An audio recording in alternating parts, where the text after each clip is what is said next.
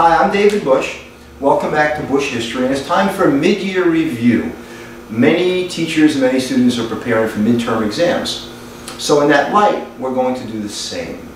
We started together back with the discovery of America and Christopher Columbus, and most recently we have covered the topic of Reconstruction after the Civil War. So just to give you an idea, this is the Busch History Midterm Review, AP US History, topics 1 to 13, which equates to chapters 1 to 17 in Farragher's Out of Many.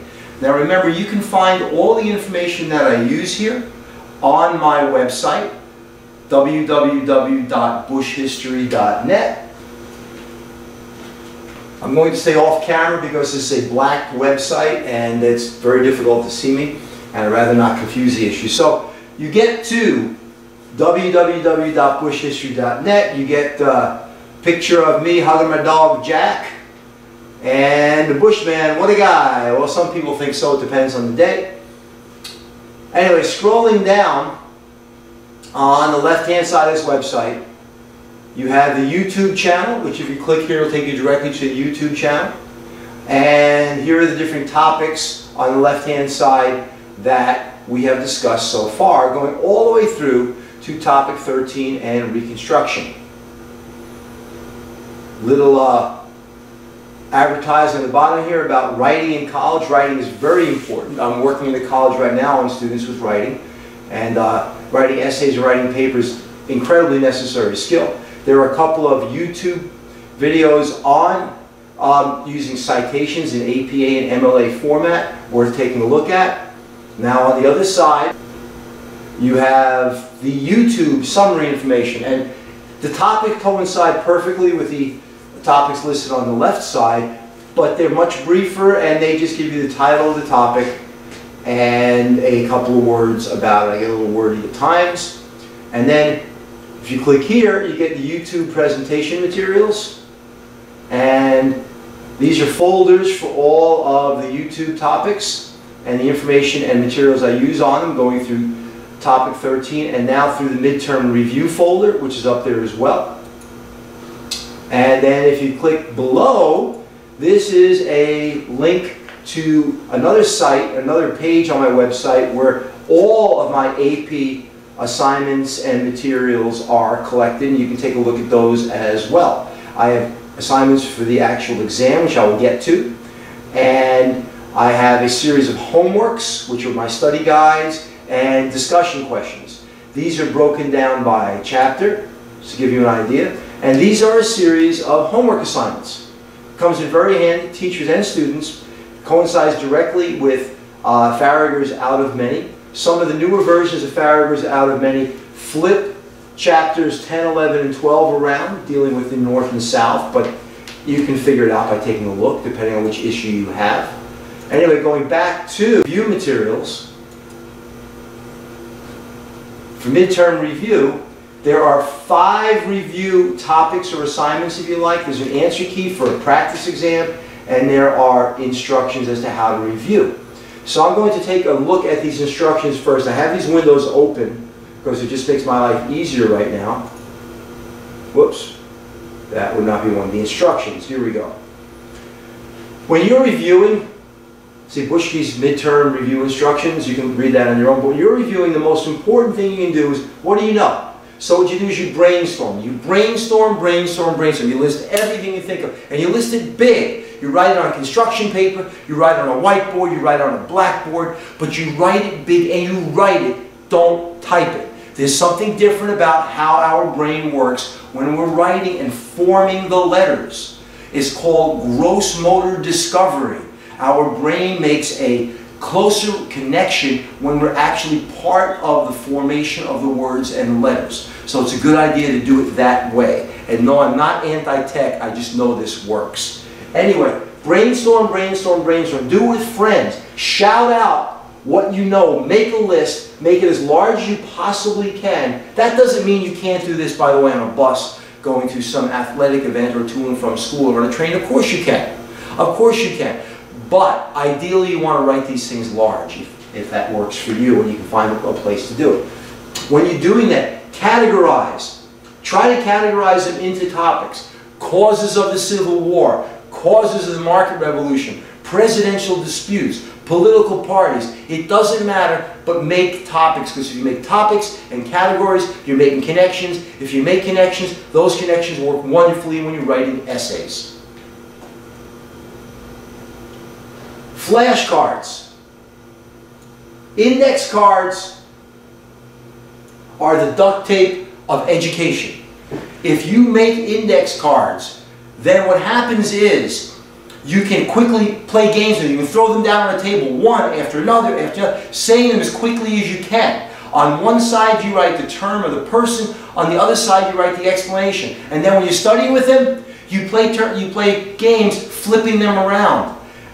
Maybe you have some with the explanation up and the term on the other side, or maybe you have some with the term up and the explanation on the other side. It doesn't matter. It's keying your memory, and speed matters. Do this quickly. You're going to be timed when you take these exams. You should be timed all year on your practice exams. You should be timing yourself on your homework. Is it good education? Probably not. But when you take the exam, you want to get a good score. So you want to time yourself. It speeds up your thinking and it makes you focus. If you take a lot of time, your mind can drift more. Timelines. Draw timelines out and draw them horizontally, not vertically. If you take a look at my timeline reviews, which are also posted on YouTube with everything else, you will see they're horizontal. When you make a horizontal timeline, it shows relative time between things as opposed to vertical, which makes it much more difficult. And you can add much more on a horizontal timeline above and below the line in terms of events that happen during given years. Make connections. Throw out a topic and see what connection you can make to other events. Panic of 1819 connects to Andrew Jackson. Andrew Jackson lost a lot of money in the Panic of 1819. Well, that's going to connect to the bank war, which, by the way, connects to Henry Clay because he's not happy with Henry Clay because of the corrupt bargain of 1824. And the bank war is going to connect directly to the panic that occurs after the Jackson administration, which is going to connect to the end of the banking system. So you're going to want to make those connections as much as possible. Cause and effect. What causes what? Well, the XYZ affair causes the Alien Sedition Act, causes the Peaceful Revolution of 1800 in which John Adams loses to Thomas Jefferson, causes midnight judges, causes Marbury versus Madison, cause and effect relationships. Do that as much as you possibly can. Take a look at the History Channel. There's a lot of good stuff on the History Channel. Alright, moving along. Review 1. Review 1 is a series of time periods, dates, events, people, themes, and connections. For example, look down on the left-hand side of this. This is available for download, by the way. I have my time periods as the Revolutionary period, the New Nation, Agrarianism, Market Revolution, the Age of Jackson, the Second Party System, the Antebellum Era, the Decade of Crisis, leading up to secession. So what do we do here? I have the dates for you. You add as many events as you can into each of these boxes. If you download this as a Word document, it'll expand when you're writing it, when you're typing it. You can also write it by hand, better to write it by hand, but if you download it, you can also type, which is pretty cool, and you can make it as big as you want. In any case, so, for the Revolutionary period, I have the Royal Proclamation of 1763. That kicks off all the revolutionary events, but there's other stuff. You certainly have the Tea Act, you have the Stamp Act, you have the Boston Massacre. You keep adding as much as you can into that box. The next box is important people. Well, I have Thomas Jefferson. You certainly can add many more. You can add Thomas Paine in there as an example. You can add King George in there as an example. As many as you can get into that box. Themes. I have discontent, breaking away, radicalism. I might add revolutionary spirit. I might write loyalists, because there were people who were against the revolution. And I'm doing that box after box after box. What can I add to the New Nation between 1776 and 1800? I have the Treaty of Paris and Shays Rebellion. What else can I add? Well, I can add the Whiskey Rebellion off the top of my head. I have George Washington, John Adams. I could, in that same time period, certainly add Citizen Guinea. For federalism, for themes of discontents, I can write republicanism. That's going to come here, but it's a result of federalism. I can write the new nation. I can write the experiment. The British called it the bold experiment. I can write all those things, and as I go down through this, I'm categorizing my thinking. And again, doing this quickly the first time, and then the second time, you can be a little more thoughtful. We're trying to get ourselves to be focused, and when you act quickly, it's a lot easier to stay focused, and your mind can't drift as much. So that's review 1. Review 2 is an actual set of 101. 101, because I couldn't cut it down to 100. That's where it comes from. 101 review questions. And with these review questions, there's also an answer key that I'll show you in a second. But do the questions without looking at the answer key. There's 101 questions. You should be able to do these questions in 60 minutes.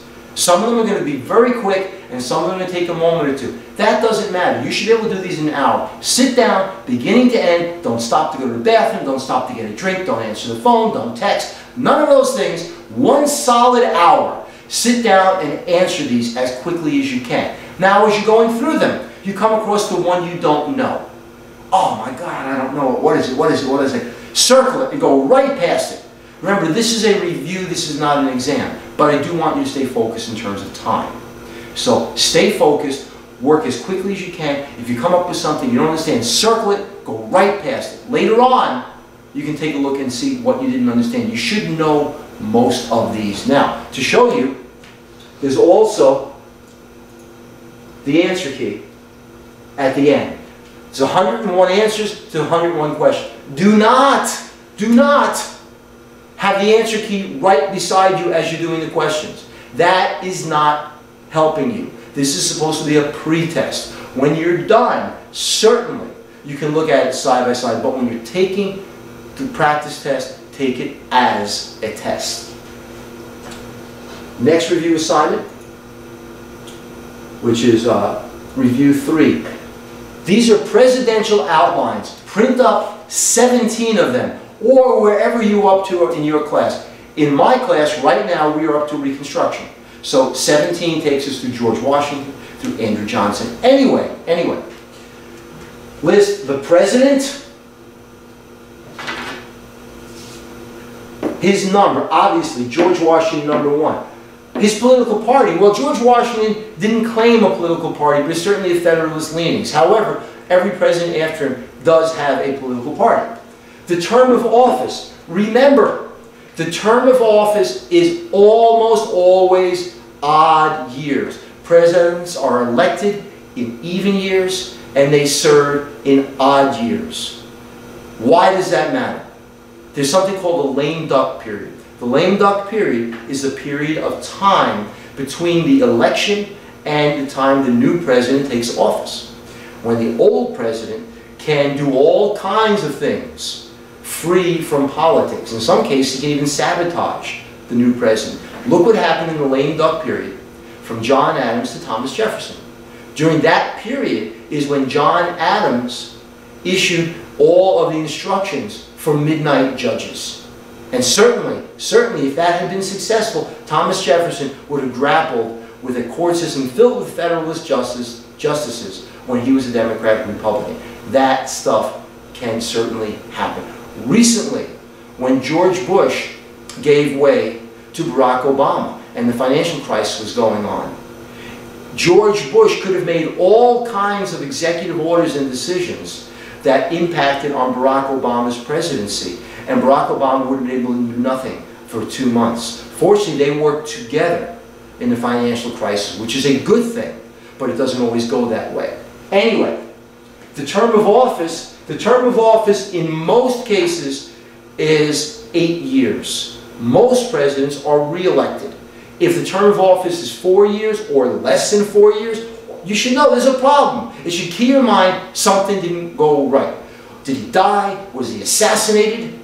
Was he unpopular? Presidential elections are popularity contests more than they are tests of a president's effectiveness or tests of how smart the guy was. It's really how popular the person was.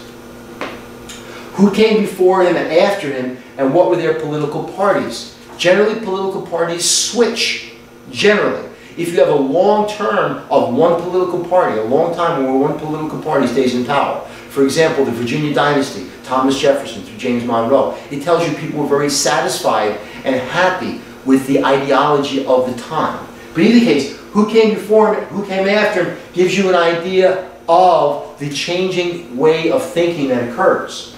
Special circumstance surrounding his ascent to the presidency. Well, for example, William Henry Harrison is the first president to die in office, and he will be succeeded by John Tyler. And John Tyler, as it turns out, was a very different man than William Henry Harrison had proposed to be. Either case, it's nice to know how the president took the job. Was the previous president, and a guy by the name of James K. Polk, for example, he decided he'd have only one term. He ran for just one term, and he said it going into it. And isn't that kind of interesting? So that matters. Catchphrases. William Henry Harrison, election of 1840. Tippecanoe and Tyler too. It makes us think about these people. When he left office, choice, defeat, natural death, assassination, or resignation. Well, resignation will only get you one, and that'll be later on. And that'll be Richard Nixon. But it's good to know why they left office. In most cases, they leave office because they've had their 2 terms, and that's enough. But remember, that doesn't become a law until after Franklin Roosevelt's president. And then here we have domestic policies and events and foreign policies and events. You want to write down as many things as you can figure out that happened domestically under that president, and many things as you can figure out that happened foreign policy-wise under that president. I will tell you that prior to the Civil War, most things are domestic and is less foreign policy. Foreign policy really doesn't kick off much until after the Reconstruction time period. And then what you're going to do with all 15, 16, or 17 of these, depending on when you're up to, where you're up to, and at the end of the course, all of them, you're going to put them up on the wall, all over the house. I don't care where you put them. Tell your parents I said so. Anyway, put them on the walls in your bedrooms, put them in the dining room, put them on the mirrors, anywhere. You're doing your hair in the morning. Oh, look at that. Andrew Jackson, the bank war. You're brushing your teeth. Oh, look at that. The XYZ affair, John Adams. Your presidents will love you, and your parents will love you, if you do well on your exam. Keep them posted. Make them with you. Why do you know a big yellow M down the road means McDonald's? Because you see it all the time. Trademark your brain. See these things. It does work. My students have been very successful over the years, and this is just one tip. I will give you others as we go along. Keep these things posted. You will remember them if you do. Moving along. Review 4. Make a timeline, a horizontal timeline from the beginning of the course to wherever you are up to. And on that timeline, you can color code it, whatever you want, but somehow bracket it. Bracket it by president, bracket it by time period, so you can see the changes on that timeline. And then what you do with that timeline when you're done, find as many cause and effect relationships as you can. As many as you possibly can. Look for mistakes. If you clip and steal a timeline off the internet, which by the way may work, may not work, look for mistakes. Sometimes there are mistakes. Say, that can't possibly be right. There's an order of events. You cannot possibly, for example, have the Alien and Sedition Acts before you have the XYZ affair. It's got to be the right order, or you can't understand the cause and effect relationships. Do that on the timeline. As I said, label the time periods. This is very involved. This will take you some time, but it will sink in because it will be time on task. The more time you spend on the task, the more likely you will remember what you are doing. Next thing I want to show you. This is a chart for reform movements. These are all pre-Civil War reform movements. Abolition, women's movement, education, mentally ill, evangelism, utopianism. These are the dominant reform movements before the Civil War. So what do you do with them? For abolition, you write the goal. I'm not going to tell you that one. You should know that one. You write the goal for abolitionism, and then you write as many abolitionists as you can remember as quickly as possible. Frederick Douglass, William Lloyd Garrison, you put them down there. I'm not going to tell you any more, because you have to think about it. You write as many as you can, you might have more than 6. The women's movement. What's a description of the goal for the women's movement? Remember, that goal is kind of a moving target. As you go through the women's movement, early on, it's simply to gain greater rights. It's not full equality. Catherine Beecher might not have been for full equality. She was really to professionalize women in the home sphere, so to speak. Elizabeth Cady Stanton, Lucretia Mott, they would like suffrage, but they'll take whatever gains they can get along the way. So, you start to write as many names you possibly can. You will find that there is an overlap between abolitionists and women, and you will find that there are men who are advocates for women's rights. So add beyond 4. I have 4 there because space limits me. For education reform, again, what is the big goal for education reform? I'm not going to tell you. And don't say education for all. There's more to it than that. Either case, as many as you can, I'll give you 1. You should have Horace Mann. There are at least 2 others under it. Mentally ill. Remember, this is comes out of the whole prison idea. And I'm not going to tell you who, because there's one person in Massachusetts who, by the way, fits in the women's movements and the abolition movement. I'm not going to give you her name. Evangelism. Well, one of the things we discuss is, are evangelists interested in propagating democracy? Or do they have a different goal? You're going to write that goal there. And again, by the way, this is populist reformers. That's a typo that should say evangelist reformers. Nevertheless, as many as you can. And then utopianism. What is the goal for the utopianist? And write that down there as quickly as you can, and as many names. And then the second page of this is a list of reformers. And what I want you to do is, very quickly, Lyman Beecher, what's the reform? Dorothea Dix, what's the reform? William Lloyd Garrison, what's the reform? I'm not going to tell you. You should be able to do that. You should know those things. So write them down as quickly as you possibly can. And then, here we have a scoring rubric from the College Board from one of the workshops I attended, and I helped participate in building this. And it's a scoring rubric for the document-based questions. And you'll notice it goes from 1 through 9. 9 is what we want. 9 is what we want, and frankly, that is the goal. Take a look at what a 9 entails. This essay has a sophisticated thesis and an extensive analysis of the topic.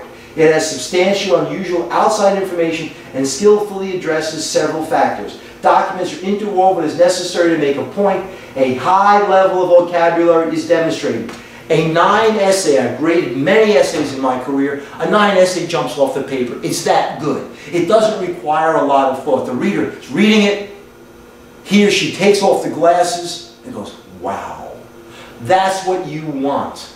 And by the way, when you're using documents in your document-based question, parenthetical references. Not according to document A, and not a long quote that, in Thomas Paine's Common Sense, Thomas Paine, no. You write, Thomas Paine sought to really embellish the fires of the revolutionary time period, document A, and go on. That's it. And you do that with each of the documents. And by the way, you use as many documents as you can, not 5. There's often 9 documents, not 5. As many as you can. Some people use half of the documents. No, not right. You use as many documents as you can, and beware the red herring. Beware the document that is useless, and you don't use that one. I'll go more into that when I go into how to actually write these DBQs, but this is a review for you. The last thing I want to show you is a series of people and terms that I put together. There's 89 people and terms on this list, again, available in the YouTube folder. But these 89 people or terms, as we have them, are things I came up with off the top of my head, very quickly. Remember I said brainstorm? This was a brainstorming exercise. You should be able to go through this and state something about each one of the things on this list. And if you don't, go look it up. Add to it if you want. The idea here is not to be passive in your studying and not to be passive in your analysis, to be active. If you're active in your studying and you're active in your analysis, you are more likely to remember what you're doing. Break a sweat. Don't study on your bed. Don't study in a chair. Get physical with this. And you're more likely to remember what you're doing. And by the way, understanding beats memorization. If you understand this, if you understand who is Thomas Jefferson, if you understand who is Andrew Jackson, who is James K. Polk, then you're more likely to be able to predict their actions when you're presented with something you haven't already learned. You're not going to learn everything that's on your tests. Ideally, should you? I don't know. I think you're being taught how to think, not how just to remember random information. Anyway, I'm going to leave it there. Once again, I am David Busch. This is Busch History. And to you and yours, a happy holiday. To my friends in Washingtonville and my former students, you know how much you mean to me. And to my present students and people who are emailing me and sending me suggestions and ideas, thank you very much. I'm going to take a short break, and I'll be back in about 2 or 3 weeks with the post-Reconstruction time period. So once again, this is David Busch wishing you well. Take care and have a good day.